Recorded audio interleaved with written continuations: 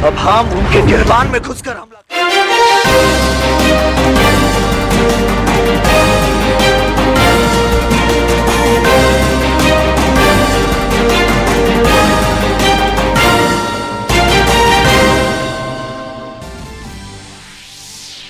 GST ने छुआ सर्वाधिक राजस्व संग्रह का आंकड़ा। अप्रैल में जीएसटी राजस्व संग्रह 1,87,000 करोड़ रुपए रहा।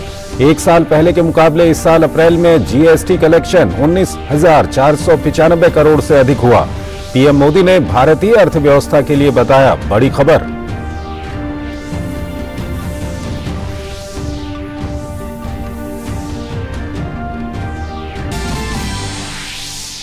कर्नाटक में भारतीय जनता पार्टी ने जारी किया अपना घोषणा पत्र। खाद्य सुरक्षा, सस्ती और सुलभ स्वास्थ्य सेवा, सुनिश्चित आय सहायता जैसे मुद्दों को दी गई प्राथमिकता। बेंगलुरु को विद्युत वाहनों का प्रमुख केंद्र बनाने का किया वायदा। अन्य पार्टियों का प्रचार भी जारी।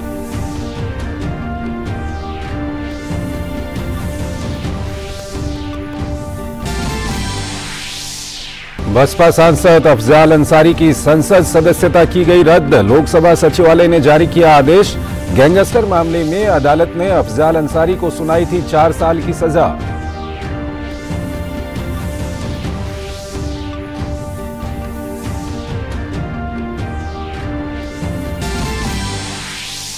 मई के पहले दिन ही बारिश से बदला मौसम का मिजाज। मौसम विभाग ने आने वाले 3 दिनों में पूरे उत्तर पश्चिमी भारत में बारिश की संभावना की व्यक्त।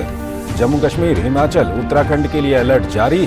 दिल्ली, एनसीआर, हरियाणा, पंजाब में तापमान सामान्य से 9 से 10 डिग्री सेल्सियस तक कम किया गया दर्ज।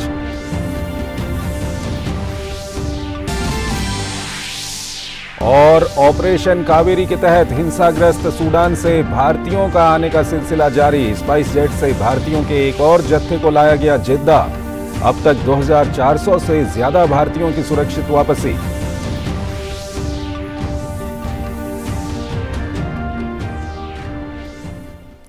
नमस्कार, डीडी न्यूज में आपका स्वागत है। मैं हूं चंद्रशेखर जोशी और आइए अब खबरों को विस्तार से देखते हैं।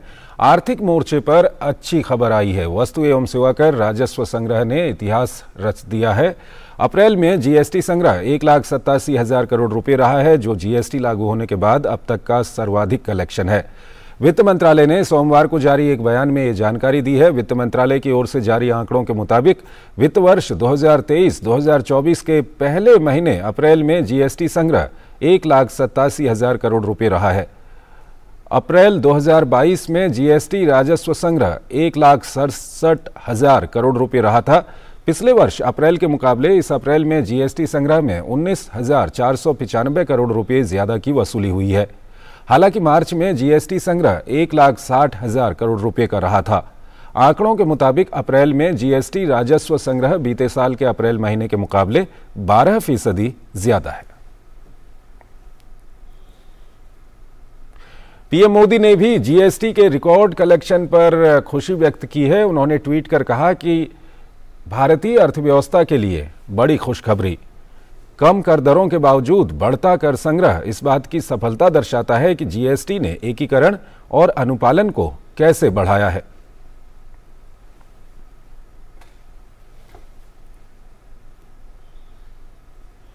उत्तर प्रदेश के गाजीपुर से लोकसभा सांसद अफजाल अंसारी की लोकसभा सदस्यता खत्म कर दी गई है। बसपा सांसद अफजाल अंसारी को 16 साल पुराने मामले में 4 साल की सजा सुनाई गई थी, जिसके बाद उनकी सांसदी चली गई है। साथ ही अफजाल अंसारी पर 1 लाख का जुर्माना भी लगाया गया था। वहीं उनके भाई और माफिया मुख्तार अंसारी को भी 10 साल की सजा सुनाई गई थी। अफजाल अंसारी के खिलाफ 16 साल पहले कृष्णानंद राय हत्याकांड और रूंगटा अपहरण मामले को लेकर दर्ज गैंगस्टर एक्ट में 4 साल की सजा सुनाई गई थी। ऑपरेशन कावेरी के तहत हिंसाग्रस्त सूडान से भारतीयों की सुरक्षित स्वदेश वापसी जारी है। इस अभियान के तहत अब तक 2,400 से अधिक भारतीयों की सुरक्षित देश वापसी हो चुकी है। जिद्दा से 186 भारतीयों को लेकर विमान कोच्चि पहुंचा। विदेश मंत्रालय के अनुसार लगभग 3,000 भारतीय सूडान से बाहर आ गए हैं। पोर्ट सूडान से 135 भारतीयों को लेकर भारतीय वायुसेना का C-130J विमान जिद्दा के लिए रवाना हो चुका है। रक्षा मंत्री राजनाथ सिंह 3 दिवसीय मालदीव के दौरे पर हैं। राजनाथ सिंह के आगमन पर मालदीव की रक्षा मंत्री मारिया दीदी ने उनका स्वागत किया। इस दौरान वो अपने मालदीवी समकक्ष मारिया अहमद दीदी और विदेश मामलों के मंत्री अब्दुल्ला शाहिद के साथ द्विपक्षीय वार्ता उन्होंने की है। अपने प्रवास के दौरान रक्षा मंत्री राजनाथ सिंह मालदीव में चल रहे परियोजना स्थलों का दौरा करेंगे और साथ ही प्रवासी भारतीयों से भी बातचीत करेंगे।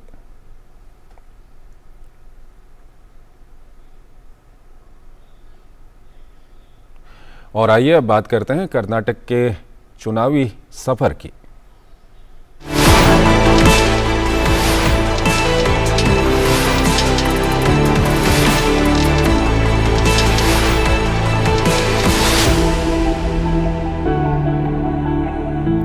कर्नाटक विधानसभा चुनाव का प्रचार अभियान जोर शोर से जारी है। सभी दल मतदाताओं को अपने पक्ष में करने के लिए पूरी ताकत झोंके हुए हैं।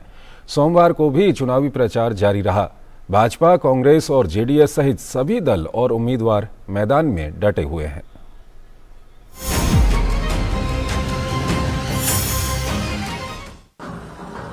कर्नाटक विधानसभा चुनाव के दंगल में तमाम राजनीतिक दलों के नेताओं ने अपनी अपनी पार्टियों के पक्ष में चुनाव प्रचार को तेज कर दिया है। सत्ताधारी भारतीय जनता पार्टी के चुनाव प्रचार की कमान सोमवार को जहां पार्टी के राष्ट्रीय अध्यक्ष जेपी नड्डा ने संभाली, वहीं केंद्रीय गृह मंत्री और पार्टी के वरिष्ठ नेता अमित शाह ने राज्य के तुमकुरू, हावेरी और शिवमोगा जिलों में रोड शो के जरिए पार्टी के चुनाव प्रचार को धार दिया। अमित शाह ने तुमकुरू जिले के गुब्बी और टिप्टूर विधानसभा क्षेत्रों और हावेरी जिले के राणेबेन्नूरू विधानसभा क्षेत्र और शिवमोगा विधानसभा क्षेत्र में रोड शो के जरिए मतदाताओं को लुभाया। अमित शाह ने तुमकुरू में राज्य की भाजपा सरकार द्वारा किए गए कार्यों का जिक्र करते हुए विपक्षी कांग्रेस पर हमला किया। अमित शाह ने कहा कि राज्य में भाजपा ने 4% मुस्लिम आरक्षण को खत्म करके लिंगायत और दलित समाज के आरक्षण को बढ़ाया है। उन्होंने कहा कि अगर कांग्रेस पार्टी सत्ता में आई तो ये सारा आरक्षण लेकर फिर से मुस्लिम आरक्षण लाएगी। हमने 4% मुस्लिम रिजर्वेशन, 4% मुस्लिम रिजर्वेशन खत्म कर लोकलिगा, लिंगायत, और एससी का रिजर्वेशन बढ़ाया है। अगर कांग्रेस पार्टी आई तो ये सारा रिजर्वेशन लेकर फिर से मुस्लिम रिजर्वेशन लाएगी। असम के मुख्यमंत्री और भाजपा नेता हिमंता बिस्वा शर्मा ने तुमकुरू के कोरटागेरे में रोड शो किया। रोड शो के बाद पत्रकारों से बातचीत में हिमंता बिस्वा शर्मा ने कांग्रेस के कथित भ्रष्टाचार पर हमला किया और कहा कि तुमकुरू विधानसभा कांग्रेस की अकर्मण्यता और भ्रष्टाचार का पर्याय बन चुका है, जिसकी वजह से इस विधानसभा क्षेत्र के 342 गाँव में से अधिकांश में आज भी पेयजल और सड़क का अभाव है। उन्होंने कहा कि उनकी पार्टी ने इन्हीं कठिनाइयों को ध्यान में रखते हुए यहां से अपने सबसे अच्छे प्रत्याशी को मैदान में उतारा है ताकि यहां के लोगों की सेवा की जा सके। Symbolize corruption of Congress. This constituency symbolize inefficiency of Congress. You have MLA who was deputy chief minister, but today out of 342 villages, most of the village doesn't have drinking water. उधर कांग्रेस नेता राहुल गांधी ने तुमकुरू में एक जनसभा कर राज्य में भाजपा सरकार पर भ्रष्टाचार के आरोप लगाए। पिछले चुनाव में आपने बीजेपी की सरकार नहीं चुनी थी और पिछले 3 सालों से आप देख रहे हो कि बीजेपी ने कर्नाटक में सिर्फ भ्रष्टाचार किया। चुनाव प्रचार के दौरान आरोप प्रत्यारोप का दौर भी थमता नहीं दिख रहा। एक और जहां प्रधानमंत्री नरेंद्र मोदी के खिलाफ कांग्रेस अध्यक्ष मल्लिकार्जुन खड़गे और अन्य नेताओं द्वारा अपशब्दों के इस्तेमाल का मुद्दा अभी थमा भी नहीं था कि खड़गे के बेटे प्रियांक खड़गे ने प्रधानमंत्री मोदी को लेकर एक और विवादित टिप्पणी कर कांग्रेस की परेशानी और बढ़ा दी। खड़गे ने प्रधानमंत्री की तुलना जहरीले सांप से की थी, जबकि उनके बेटे प्रियांक खड़गे अमर्यादित टिप्पणी के मामले में अपने पिता से भी एक कदम आगे बढ़ गए और प्रधानमंत्री को नालायक बेटा कहकर संबोधित किया। यही नहीं, अपनी और अपने पिता की अमर्यादित टिप्पणी का यह कहकर बचाव भी करते नजर आए कि इस तरह की टिप्पणियों पर प्रधानमंत्री विक्टिम कार्ड खेलते हैं। हालांकि बाद में अपने ही दिए बयान से पलट गए। I said any son who is not capable of running the house is what I say asamarth. So what is wrong with that? So he's deceived the people of Kalburgi multiple number of times. He deceived the Banjara community and all other communities in reservation. He told that he is the beta of Banjara now, so he should answer the people, not me. प्रधानमंत्री पर अपने बयान से सुर्खियां और social media पर लोगों की नाराजगी बटोरने के बाद स्पष्टीकरण देने वाले मल्लिकार्जुन खड़गे बेटे के बयान को लेकर भी बैकफुट पर नजर आए और कहा कि प्रियांक खड़गे की ओर से ऐसा कोई बयान दिया ही नहीं गया। प्रियांक खड़गे ने पीएम मोदी के बारे में ऐसा कभी नहीं कहा। ये शब्द उनके मुंह में मत डालिए। उन्होंने गाली देने वाले सांसद पर हमला किया है, इसीलिए मोदी के लिए ये शब्द उनके मुंह में मत डालिए। हर जगह यह जानबूझकर हो रहा है। उधर प्रियांक खड़गे के बयान पर भाजपा ने पलटवार किया है। पार्टी के राष्ट्रीय अध्यक्ष जेपी नड्डा ने इसे कांग्रेस पार्टी का बौखलाहट में दिया गया बयान बताया। उन्होंने कहा कि कांग्रेस पार्टी मानसिक दिवालियेपन से गुजर रही है। कांग्रेस पार्टी का एक मानसिक दिवालियेपन से पार्टी गुजर रही है। इनके वरिष्ठतम नेता सोनिया गांधी जी, राहुल गांधी जी, जिस तरीके का उन्होंने भाषा का उपयोग किया, माफी कभी मांगी नहीं, ये उनका अदम्य दिखाता है, ये उनका अहम दिखाता है। एक तो गलती करना और उसके बाद इस तरीके की भाषा बोलना। जाहिर है कर्नाटक में विपक्षी कांग्रेस मुद्दों पर कम, व्यक्तियों पर टिप्पणी कर अपने लिए राह बनाना चाहती है। अतीत में भी कांग्रेस ने यह रास्ता लिया था, लेकिन मुंह की खाई थी। ऐसे में कांग्रेस के सामने ये खतरा तो है ही कि प्रधानमंत्री पर अमर्यादित टिप्पणियों के जरिए कर्नाटक का किला फतह करने की योजना बना रही कांग्रेस को कहीं ये दाव भारी न पड़ जाए।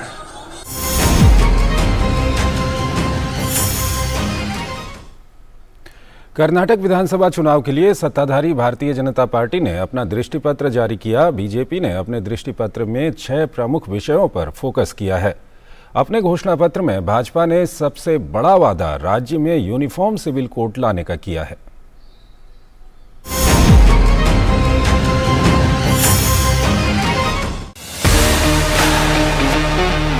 भाजपा के राष्ट्रीय अध्यक्ष जेपी नड्डा ने आगामी कर्नाटक विधानसभा चुनाव के लिए पार्टी का दृष्टि पत्र बेंगलुरु में जारी किया।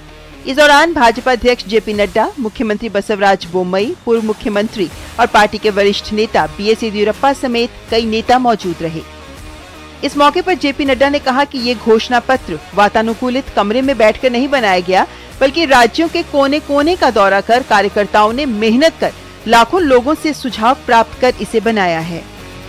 This manifesto has not been formulated, drafted, or the content has not been created in any air-conditioned room.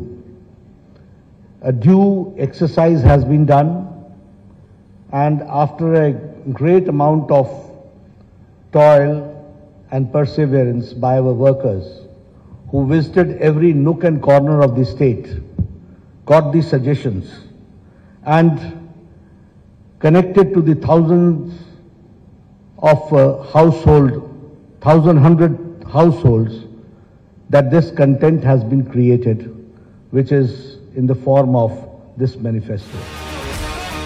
JP Nadda ने बताया कि पार्टी का विजन डॉक्यूमेंट मुख्य रूप से लगभग 6 विषयों पर केंद्रित है, जिनमें खाद्य सुरक्षा, गुणवत्तापूर्ण शिक्षा, सस्ती और सुलभ स्वास्थ्य सेवा जैसे विषयों को शामिल किया गया है।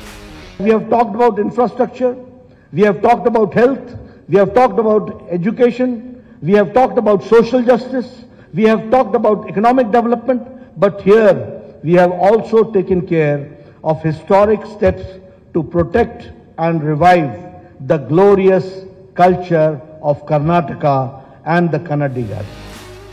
अपने दृष्टि पत्र में भाजपा ने सबसे बड़ा वादा राज्य में एनआरसी और यूनिफॉर्म सिविल कोड लाने का किया है। पार्टी का दृष्टि पत्र 6 विषयों खाद्य सुरक्षा, गुणवत्तापूर्ण शिक्षा, सस्ती और सुलभ स्वास्थ्य सेवा, सुनिश्चित आय, सहायता, सभी के लिए सामाजिक न्याय और सभी के लिए विकास और समृद्धि पर केंद्रित है। इन 6 थीमों पर आधारित दृष्टि पत्र में 15 महत्वपूर्ण वायदे किए गए हैं। पार्टी ने राज्य में एनआरसी और समान नागरिक संहिता लागू करने का वादा किया है। युगाड़ी, गणेश चतुर्थी, दीपावली के महीनों में एक और सिलेंडर का भी वायदा करते हुए पार्टी ने राज्य के बीपीएल परिवारों को सालाना 3 मुफ्त रसोई गैस सिलेंडर देने की बात कही है। राज्य की महिलाओं को लेकर पार्टी ने और भी कई वायदे किए हैं। महिलाओं के लिए 5 साल के लिए 10,000 रुपए की एफडी, 12वीं पास लड़कियों के लिए खास योजना, बीपीएल परिवारों के लिए पोषण योजना और मासिक राशन किट के माध्यम से अतिरिक्त पोषण उपलब्ध कराने की बात कही गई है। दृष्टि पत्र के मुताबिक पार्टी के सत्ता में वापसी के बाद गरीब परिवार को 10 किलो राशन पोषण योजना के तहत उपलब्ध कराया जाएगा। पोषण योजना प्रतिदिन आधा लीटर नंदिनी दूध के साथ साथ 5 किलो श्री अन्न मुफ्त उपलब्ध कराने की भी बात कहती है। किसानों के लिए भी तमाम वायदे किए गए हैं। किसानों को दिया जाने वाला 5 लाख का कर्ज ब्याज मुक्त रहेगा। बीज के लिए किसानों को 10,000 रुपए की मदद और किसानों के लिए एग्रो फंड के नाम से इमरजेंसी फंड स्थापित किया जाएगा। गरीबों पर खास तौर पर फोकस किया गया है। शहरी इलाकों में 5 लाख गरीबों और ग्रामीण क्षेत्रों में 10 लाख गरीबों को घर उपलब्ध कराए जाएंगे। दृष्टि पत्र में इंफ्रास्ट्रक्चर डेवलपमेंट पर जोर, Karnataka residents welfare consultative committee का गठन और शिकायत निवारण तंत्र के आधुनिकीकरण सहित बेंगलुरु को राज्य राजधानी क्षेत्र घोषित करने की बात कही गई है। बेंगलुरु में आयशा खानम के साथ शैलेंद्र मिश्र की रिपोर्ट, डीडी न्यूज। केंद्रीय सूचना एवं प्रसारण मंत्री अनुराग सिंह ठाकुर ने पंजाब सरकार पर अपने वायदे पूरे न करने का आरोप लगाया है। जालंधर लोकसभा उपचुनाव के लिए पार्टी उम्मीदवार इंद्र इकबाल सिंह अटवाल के पक्ष में प्रचार करने के मौके पर दूरदर्शन से बातचीत में उन्होंने कहा कि भारतीय जनता पार्टी को लोगों का भरपूर समर्थन मिल रहा है।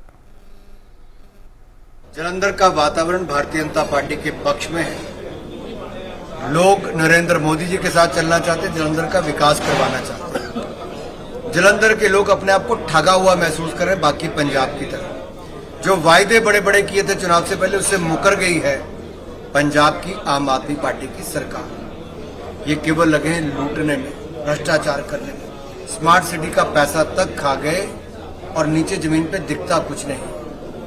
बहनें सड़कों पर उतरी, इंतजार करें कब जो वायदा किया था उसको पूरा करेंगे। कर्मचारी सड़कों पर उतरे हैं, ठगा हुआ महसूस कर रहे हैं और इनके स्वास्थ्य मंत्री भ्रष्टाचार के चलते इस्तीफा देना पड़ा। 2 महीनों के अंदर इनके विधायकों के ऊपर सट्टेबाजी का आरोप है, भ्रष्टाचार का गंभीर आरोप है। आखिरकार ये कैसी सरकार है? सोमवार को अंतर्राष्ट्रीय मजदूर दिवस मनाया गया। श्रमिक वर्ग द्वारा किए गए अमूल्य योगदान को पहचानने और उसकी सराहना करने के लिए मजदूर दिवस मनाया जाता है। मजदूर दिवस के मौके पर असम चा मजदूर संघ के सचिव लोकेश्वर तांती से हमारे संवाददाता ने बात की। हम लोग मरान चाय मजदूर संघ और चाय कर्मचारी संघ के तरफ से ये बड़ा एक फंक्शन हम लोग किया है और इसमें हम लोग का आज का दिन का जो हम लोग का एजेंडा है, इस एजेंडा में हम लोग सुबह हम लोग का ये स्मृति तर्पण किया। जो लोग हमारे नेता थे अभी आज नहीं है, उनको यादगार के लिए हम लोग स्मृति तर्पण किया। विभिन्न जाति धर्म का लोग आए हैं, अपना अपना कल्चर लेकर आए हैं और नेशनल हाईवे में ये लोग अपना प्रदर्शन कर रहा है, स्लोगन दे रहा है और इसको एक ही मैसेज है क्या हम श्रमिक लोग जो काम करते हैं हमारा मांग पूरा करना चाहिए और हमारा अधिकार हमको देना चाहिए।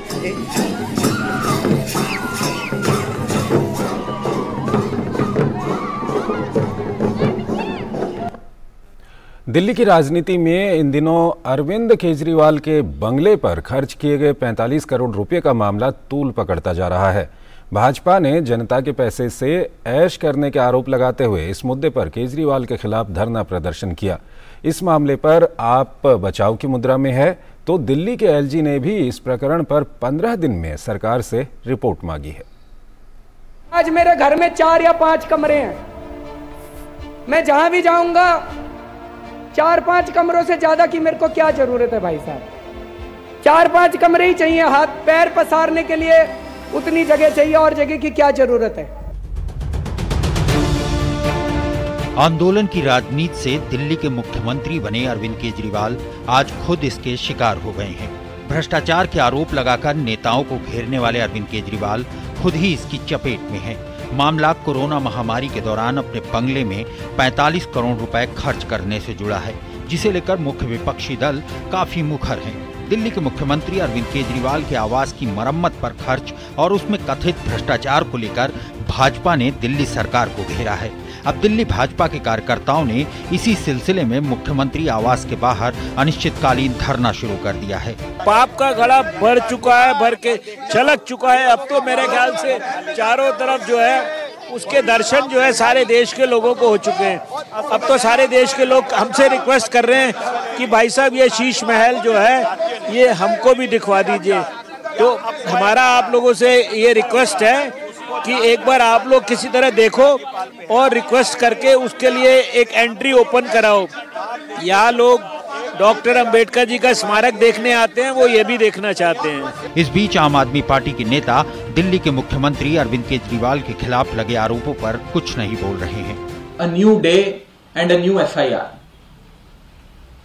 ये शीर्षक है जो मुझे लगता है कि इस समय जो आम आदमी पार्टी के खिलाफ भारतीय जनता पार्टी ने जंग छेड़ी हुई है उसको एक प्रकार से संदर्भ में डालता है। ये रोजाना एक नई मुकदमा, एक नया FIR बीजेपी के लोग करते हैं। गौरतलब है कि दिल्ली के उपराज्यपाल विनय कुमार सक्सेना ने मुख्यमंत्री अरविंद केजरीवाल के सिविल लाइन स्थित आवास के नवीनीकरण पर 45 करोड़ रुपए से अधिक खर्च किए जाने से जुड़ी खबरों का संज्ञान लेकर इससे जुड़े दस्तावेज सुरक्षित रखने और मामले की तथ्यात्मक रिपोर्ट 15 दिनों के भीतर पेश करने का आदेश दिया था, जिस पर आम आदमी पार्टी ने कड़ी आपत्ति दर्ज कराई थी। उल्लेखनीय है कि मीडिया रिपोर्टों के अनुसार मुख्यमंत्री केजरीवाल के आवास के नवीनीकरण पर 45 करोड़ रुपए से अधिक खर्च किए गए हैं। इसको लेकर विपक्षी पार्टी भाजपा मुख्यमंत्री पर भ्रष्टाचार और सरकारी धन के बेजा इस्तेमाल का आरोप लगा रही है। Bureau report, DD news.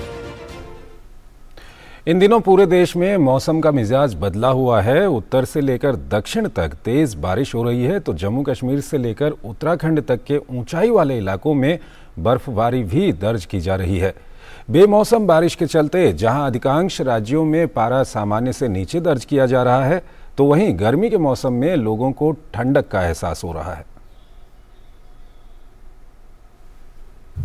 ये 4 तस्वीरें देश के अलग अलग भौगोलिक क्षेत्रों की हैं, लेकिन इन सभी में एक बात साझा है, वो है सभी जगह हो रही बारिश। अप्रैल महीने के खत्म होते होते और मई की शुरुआत में पूरे देश में बारिश का असर देखने को मिल रहा है, जिसके चलते गर्मी में मौसम तो सुहावना हो गया है, लेकिन कई जगह सामान्य जनजीवन पर खास असर भी पड़ा है। सबसे पहले बात करते हैं उत्तराखंड की। राज्य के ऊंचाई वाले इलाकों केदारनाथ, बद्रीनाथ जैसे इलाकों में भारी बर्फबारी हो रही है, तो अपेक्षाकृत थोड़े निचले इलाकों में तेज बारिश दर्ज की जा रही है, जिसके चलते 4 धाम यात्रा भी रोकनी पड़ी है। उत्तराखंड के श्रीनगर से फिलहाल 4 धाम यात्रा को रोका गया है। बद्रीनाथ और केदारनाथ धाम में काफी दिनों से मौसम प्रतिकूल बना हुआ है, लगातार वर्षा और बर्फबारी हो रही है, लेकिन इसके बावजूद श्रद्धालुओं, तीर्थयात्रियों की श्रद्धा और आस्था में किसी प्रकार की कोई कमी नहीं दिखाई दे रही है। श्रद्धालु बड़े उत्साहित नजर आ रहे हैं। प्रदेश सरकार के स्तर से, बद्रीनाथ केदारनाथ मंदिर समिति के स्तर से श्रद्धालुओं के सुगम और सरल दर्शन व्यवस्था के लेकर के सभी प्रयास सुनिश्चित किए जा रहे हैं। अलाव इत्यादि की भी व्यवस्था की गई है और प्रदेश के माननीय मुख्यमंत्री जी द्वारा लगातार यात्रा व्यवस्थाओं की मॉनिटरिंग की जा रही है। इधर दिल्ली NCR में सोमवार को तेज बारिश देखी गई, जिसके चलते दिल्ली, नोएडा, गाजियाबाद जैसे इलाकों में कई जगह पानी भर गया और सामान्य जनजीवन प्रभावित हुआ। बारिश होने और ठंडी हवाओं के चलते पूरे उत्तर भारत में पारा भी नीचे आ गया है और लोगों को गर्मी के मौसम में ठंडक का एहसास हो रहा है। पूरे भारत में थंडरस्टॉर्म एक्टिविटी के कारण क्या है, टेम्परेचर बिलो नॉर्मल है। इवन NCR, दिल्ली या पंजाब, हरियाणा में टेम्परेचर 9 से 10 डिग्री कम है और आने वाले 2 दिनों में जैसे वेदर चल रहा है, आने वाले 2 दिनों में टेम्परेचर ऐसे ही रहेंगे। इसके बाद जैसे ही क्लाउड निकलेंगे NCR, दिल्ली, पंजाब, हरियाणा में, तो यहाँ टेम्परेचर 3 से 5 डिग्री बढ़ सकते हैं। जहाँ पूरे उत्तर भारत में पहाड़ से मैदान तक बर्फबारी और बारिश ने अपनी मौजूदगी दर्ज कराई है, तो वहीं दक्षिण के राज्यों में भी बारिश देखी जा रही है। तमिलनाडु से लेकर आंध्र प्रदेश के कई इलाकों में बारिश हुई है, जिसके चलते न सिर्फ तापमान में कमी आई है, तो वहीं लोगों को गर्मी से राहत भी मिली है। बारिश के चलते मध्य प्रदेश में भी मौसम सुहावना हो गया है। मौसम विभाग की माने तो आने वाले कुछ दिनों में देश के कई राज्यों में बारिश जारी रहेगी और कई इलाकों में इसे लेकर अलर्ट भी जारी किया गया है। आने वाले 3 दिनों में आपका पूरा नॉर्थ वेस्ट इंडिया में रेनफॉल एक्टिविटी होता रहेगा उसके लिए हमने जम्मू कश्मीर, हिमाचल, उत्तराखंड के लिए हमने हैवी रेनफॉल का भी वार्निंग दे रखा है और 2 दिन का हमने अलर्ट भी दे रखा है। सिमिलरली पूरा पंजाब, हरियाणा, इसके लिए भी हमने अलर्ट दे रखा है। इसके साथ साथ क्या हो रहा है कि ये हवाएं आप देखेंगे जहां से बे ऑफ बंगाल से भी आ रही है, अरबियन सी से भी आ रही है, ऊपर से वेस्टर्न डिस्टर्बेंस की हवाएं हैं, तो इसके कन्फ्लुएंस से कहीं ना कहीं हेल स्टॉर्म होने की उम्मीद है। इसके लिए हमने येलो और ऑरेंज अलर्ट काफी हिस्सों में कवर कर रखा है। देश के अधिकांश राज्यों में बारिश से लोगों को गर्मी से राहत तो मिली है, लेकिन बेमौसम हो रही बारिश ने खेती किसानी पर भी काफी असर डाला है। तेज बारिश और ओलावृष्टि से कई फसलों को नुकसान भी पहुंचा है।